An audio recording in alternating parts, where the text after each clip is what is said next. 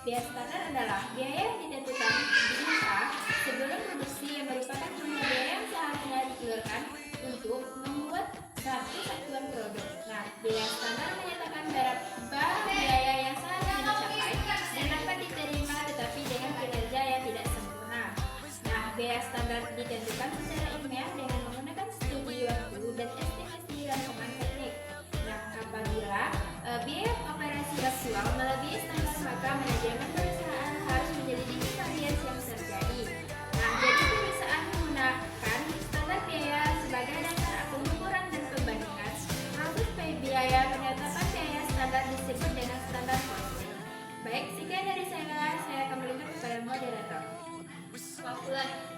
Baik, saya akan melanjutkan materi dari Kak Rifa tadi, yaitu tentang kegunaan standar costing.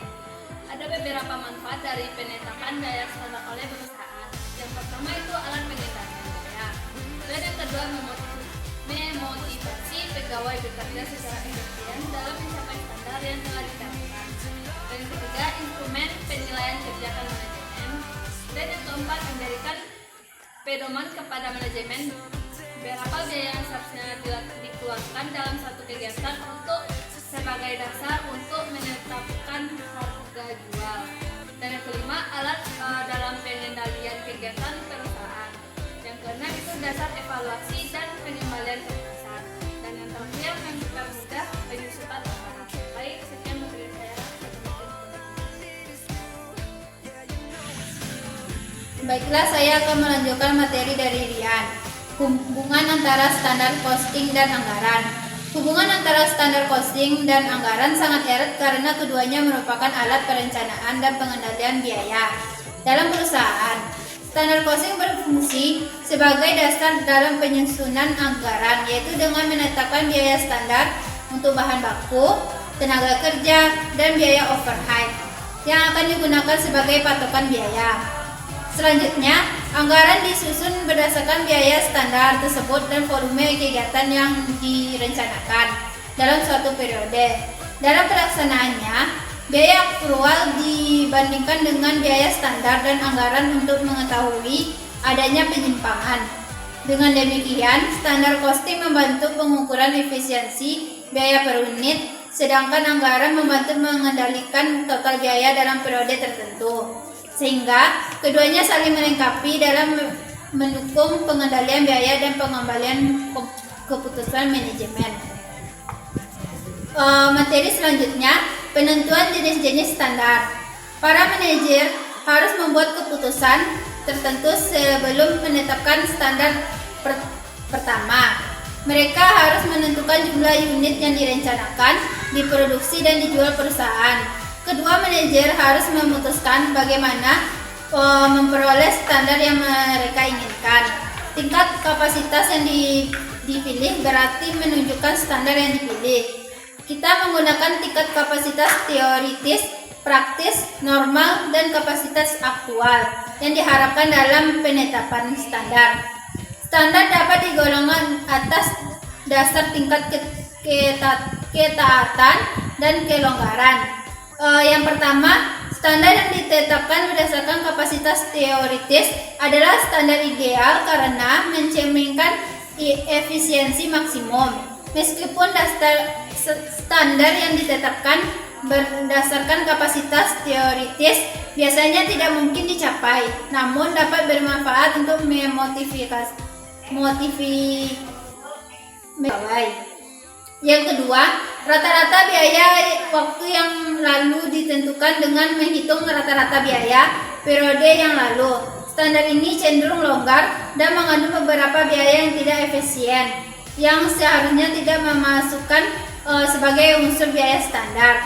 Jenis standar ini berguna pada saat perusahaan baru pertama kali menetapkan biaya standar. Yang ketiga, standar nomor didasarkan atas taksiran biaya di masa yang akan datang dengan asumsi keadaan ekonomi normal. Standar ini berguna bagi manajemen dalam perencanaan kegiatan jangka panjang dan dalam pengambilan keputusan jangka pendek. Yang terakhir, standar aktual yang diharapkan adalah standar yang paling banyak digunakan dan merupakan kriteria yang paling baik untuk menilai pelaksanaan. Standar ini didasarkan pada tingkat pelaksanaan yang terbaik yang dapat dicapai dengan perhitungan efisienan kegiatan yang tidak dapat dihindari terjadinya. Baiklah, sampai di situ materi yang dapat saya sampaikan. Saya kembalikan lagi kepada moderator.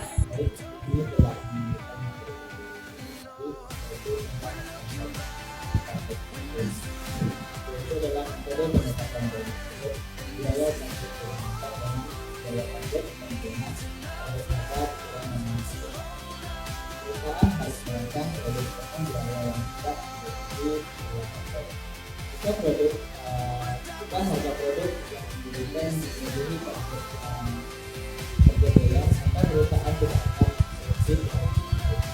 jadi dengan dipakai dan pengurangan biaya dilakukan pada tahap pengurangan dan perencanaan atau juga desain jika pada target dan proyek perencanaan biayanya meningkatkan cara dan dari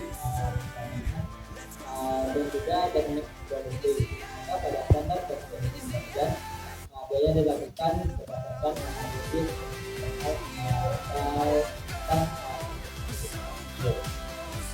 dan juga ada konsep produksi, yaitu metode pengurangan biaya dalam tahap produksi dengan menggunakan biaya perbaikan. Jadi pengurangan biaya yang telah dilakukan dengan penting pada tahap pengembangan dan pengembangan jadi dilanjutkan dengan pengembangan biaya pada produksi, yaitu pada tahap produksi bagian konsep dapat digunakan dalam pengembangan. Pertama yaitu jika terdapat perbedaan antara biaya penggunaan dan biaya masuk dalam produksi baru selama beberapa tahun. Yang kedua yaitu menggunakan kajian teknik secara terus-menerus untuk melakukan perbaikan.